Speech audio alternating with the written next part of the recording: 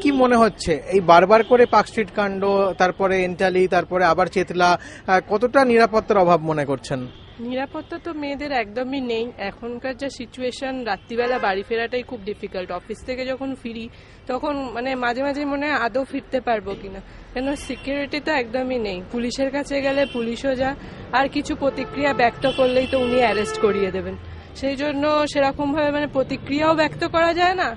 আর মানে আমি নিজের ক্ষেত্রে আমার লাইফে হয়েছে, আমি একদিন অফিস থেকে ফিরছি, আমার হাত ধরে দুজন টানে, কিন্তু আমার হাজব্যান্ড তখন ওদের এগেনস্টে গেছিল। তারপর আমরা থানায় যাই, কিন্তু আলটিমেটলি কোনো রিজন হয়নি। আমরা বাইকের নাম্বারও দিয়েছিলাম, কিন্তু পুলিশ পরের দিন রিপ্লাই করে যে না, কোনো রকম বাইকই নেই।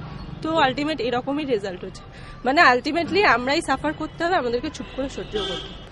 এই তো কড়িয়া থানায় সেম ঘটনা, আমি তো গেছি, কড়িয়া থানার পুলিশ পুরো নেগলেক্ট করে ছেড়ে দিয়েছে ব্যাপারটা। তো সেরকমই এখানে চেতলাকাণ্ডে যেটা দেখলাম, সেই মেয়েটাকেই হয়তো বলা হবে বাজে মেয়ে, তার ক্যারেক্টার সার্টিফিকেট চাওয়া হবে, তাই না? তো যেরকম হয়েছে আগেও, যে কোনো একটা পার্কস্ট্রিট কাণ্ডে মেয়েটাকে বলা হয়েছে এত রাত্রির অবধি কেন বাইরে ছিল। রাত্রির অবধি মানুষ বাইরে থাকতেই পারে, তার মনেই হতে পারে। তা মেয়ে বলে কি সে রাত্রি অবধি বাইরে থাকবে না? ছেলে হলেই সে হোল নাইট বাইরে থাকতে পারবে? এটাই হলো ব্যাপার। বিশেষ করে একজন মানে মুখ্যমন্ত্রী, যেখানে আমাদের নারী, উনি কি করে মানে ওনার রাজত্বে যে এরকম হয়, মানে এটা ভাবাই যায় না। আসলে প্রতিক্রিয়া দিতে আমি আতঙ্কিত, কেননা চারদিকে যেরকম ঘটনা ঘটছে কোনো প্রশ্ন করা যাবে না।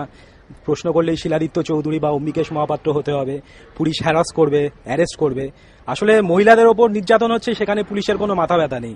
কিন্তু যখনই তুমি কাউকে প্রশ্ন করবে, যখনই সমাজ ব্যবস্থার ওপর প্রশ্ন তুলবে, তখনই তোমাকে অ্যারেস্ট করবে। পুলিশের ভূমিকা তো এটাই আমরা দেখছি। আমি যখন ফিরি 9টা 9:30, কারণ আমি সেলসে আছি, আমাকে ফিরতেই হয় তখন। তো সেই অনুযায়ী যদি দেখা যায়, মানে চাকরি করাটাই এখন মনে হচ্ছে না আমাদের জন্য বিপদ। মানে আমরা যে আগেকার যুগে যে নিয়মটা ছিল পর্দা প্রথা, আমরা ওই পর্দার পেছনেই আবার আমাদেরকে চলে যেতে হবে। মানে আমাদের শিক্ষা দীক্ষাও নিয়ে বেকার, আমরা শিক্ষা দীক্ষা নিয়ে ওই ঘরে বসে যা হয় সেরকম ভাবে রান্না বান্না করেই দিন চালাতে হবে। মানে অফিসটা খালি ছেলেদের ওরিয়েন্টেডই উনি করে ফেলবেন বলে ভেবেছেন হয়তো, সেই জন্য ওনার প্রশাসন, ওনার পুলিশি ব্যবস্থা এরকম অবস্থা।